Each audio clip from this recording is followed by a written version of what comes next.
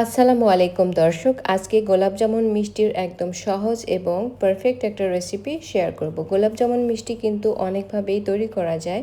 আজকে আমি একদম সহজভাবে এই গোলাপ জামুন মিষ্টি তৈরির পুরো রেসিপি এবং পুরো রেসিপি তৈরি করার সকল টিপস অ্যান্ড ট্রিক্সগুলো শেয়ার করেছি। সব কিছু জেনে পারফেক্টলি গোলাপ জামুন মিষ্টি তৈরি করার জন্য পুরো ভিডিওটি প্রথম থেকে শেষ পর্যন্ত দেখার অনুরোধ থাকলো। সেই সঙ্গে প্রতিদিন নতুন নতুন রেসিপি পাওয়ার জন্য আমার চ্যানেলটি সাবস্ক্রাইব করে রাখার অনুরোধ থাকলো। আজকের এই রেসিপিতে গোলাপ জামুন মিষ্টি তৈরি করলে আপনার মিষ্টিও কিন্তু একদম রসালো এবং খেতেও কিন্তু অনেক বেশি মজার হবে। কিভাবে তৈরি করেছি জানার জন্য পুরো ভিডিওটি প্রথম থেকে শেষ পর্যন্ত দেখতে থাকুন। প্রথমেই মিষ্টিটা তৈরি করার জন্য আমি 2 টেবিল চামচ সুজি নিয়েছি। আমি বাজারে কেনা সুজিটা ব্যবহার করেছি। 2 টেবিল চামচ সুজির সাথে 2 টেবিল চামচ পানি মিশিয়ে নিয়ে আমি এটাকে রেস্টে রেখেছিলাম 5 থেকে 7 মিনিটের জন্য। এখন একটা মিক্সিং বলে নিয়ে নিব ফুল ক্রিম গুঁড়া দুধ। আমি 1 কাপ পরিমাণে ফুল ক্রিম গুঁড়া দুধ ব্যবহার করেছি। সাথে এখানে দিয়ে দিব 1 টেবিল চামচ ময়দা। এখন আমি ব্যবহার করেছি 1 চা চামচ বেকিং পাউডার। সবগুলো উপকরণ এই সমান সমান মেজারমেন্টে দিয়ে দিবেন। 1.5 চা চামচ ঘি ব্যবহার করেছি। এখন সব কিছু একসাথে হাত দিয়ে একটু ভালো করে মিক্স করে নিতে হবে আর এমনভাবে মিশিয়ে নিতে হবে যাতে ঘিটা গুঁড়া দুধের সাথে বেশ ভালোভাবে মিশে যায়। এতে করে মিষ্টি থেকে কিন্তু দারুণ একটা স্মেল আসে। আমি হাত দিয়ে ডলে ডলে তারপরে সবগুলো উপকরণ একসাথে মিশিয়ে নিয়েছি। এখন সুজির যে মিশ্রণটা আগেই আমি তৈরি করে রেখেছিলাম সেটাও এর ভেতরে দিয়ে তারপরে সব কিছু আরও একবার খুব সুন্দর করে মিশিয়ে নিব। আর এমনভাবে মিশিয়ে নিব যাতে বেকিং পাউডার যেহেতু ব্যবহার করেছি সবগুলো উপকরণের সাথে বেকিং পাউডারটা খুব ভালো করে মিক্স হয়ে যায়। একটা নর্মাল তাপমাত্রায় থাকা মুরগির ডিম ফেটিয়ে নিয়ে তারপরে এখন আমি এই গুঁড়া দুধ দিয়ে একটা ডো তৈরি করে নিব। আমি পর্যায়ক্রমে এই ডিমটা ব্যবহার করেছি, তবে পুরো ডিমটাই কিন্তু আমার লেগেছে। আর এই গোলাপ জামুন মিষ্টি তৈরি করার জন্য এরকম একটা স্টিকি ডো তৈরি করতে হবে। ডোটাকে আমি এখন 10 থেকে 12 মিনিটের মতো রেস্টে রাখবো। এখন আমি মিষ্টির শিরাটা তৈরি করে নিব। শিরা তৈরি করার জন্য একটা প্যানে আমি নিয়েছি 2 কাপ পরিমাণে সাদা চিনি, আর 2 কাপ চিনির সাথে আমি 2.5 কাপ পানি ব্যবহার করেছি। এর ভেতরে আপনারা চাইলে এলাচ দিতে পারেন। আমার মিষ্টিতে সাধারণত এলাচের ফ্লেভার ভালো লাগে না, তাই আমি কোনো মিষ্টিতেই সাধারণত এলাচ ব্যবহার করি না। যখন একবার বলক চলে আসবে ওই পর্যায়ে সাথে সাথে চুলার জালটা বন্ধ করে দিয়ে ঢেকে আমি এটাকে রেখে দিব এক সাইডে। ফিরে আসছি আমি মিষ্টির ডোয়ের কাছে। ডোটা কিন্তু অতটা স্টিকি নয়, এখন মিষ্টি তৈরির জন্য একদম পারফেক্টলি রেডি হয়ে গিয়েছে।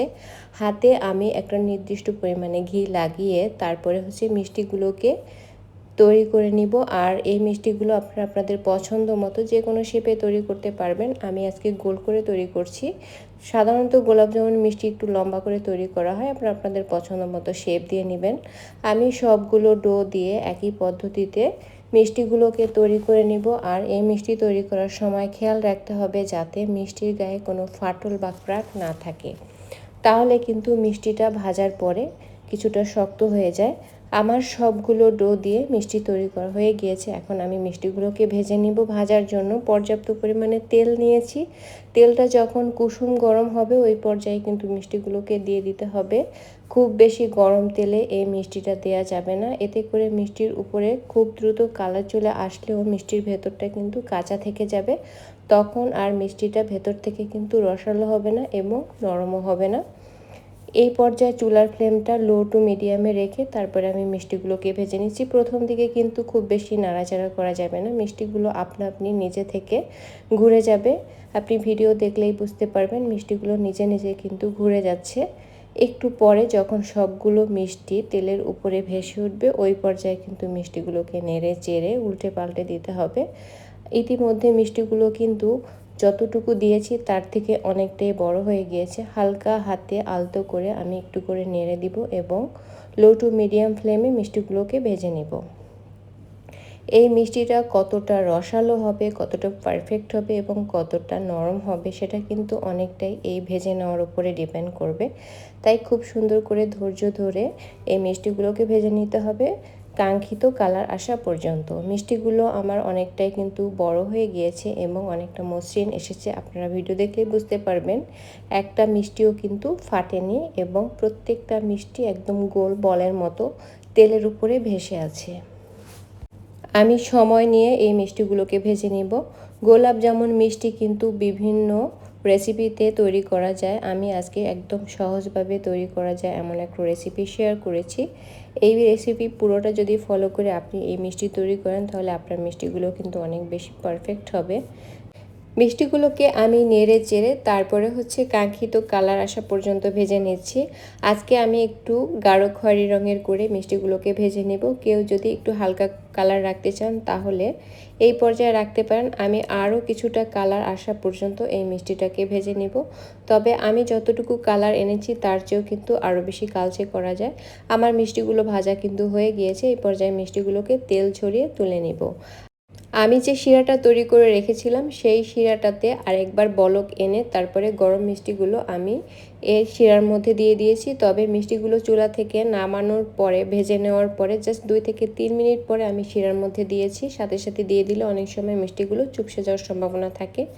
সবগুলো মিষ্টি দিয়ে তারপরে একটা স্প্যাচুলা দিয়ে শিরার সাথে ভালো করে নেড়েচেড়ে মিশিয়ে নিয়ে মিষ্টিগুলোকে আমি ঢেকে দিব এবং জাস্ট 30 থেকে 35 সেকেন্ডের মতো জাস্ট একটু ফুটিয়ে নিয়ে এইভাবেই আমি ঢেকে মিষ্টিগুলোকে রেখে দিব প্রায় 5 থেকে 6 ঘন্টার মতো। তো আমি ফিরে আসছি 5 থেকে 6 ঘন্টা পরে। মিষ্টিগুলো কিন্তু রস খেয়ে একদম টইটুম্বুর হয়ে গিয়েছে, একদম নরম তুলতুলে হয়েছে এবং ভেতর থেকে একদম জুসি হয়েছে।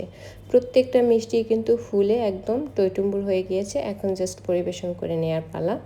আপনারা চাইলে মিষ্টিগুলোকে কিন্তু সারা রাতের মতো ভিজিয়েও রাখতে পারেন, তাতে রসগুলো আরও বেশি প্রবেশ করতে পারবে। আমার আজকের এই গোলাপ জামুন মিষ্টির সহজ এবং পারফেক্ট রেসিপি যদি আপনাদের কাছে ভালো লাগে আমার চ্যানেলটি সাবস্ক্রাইব করে রাখবেন, আমার পেজটি ফলো দিয়ে রাখবেন এবং নিয়মিত লাইক কমেন্ট শেয়ার করে আমার চ্যানেলের সঙ্গেই থাকবেন। সবাই অনেক বেশি ভালো থাকবেন। আল্লাহ হাফিজ।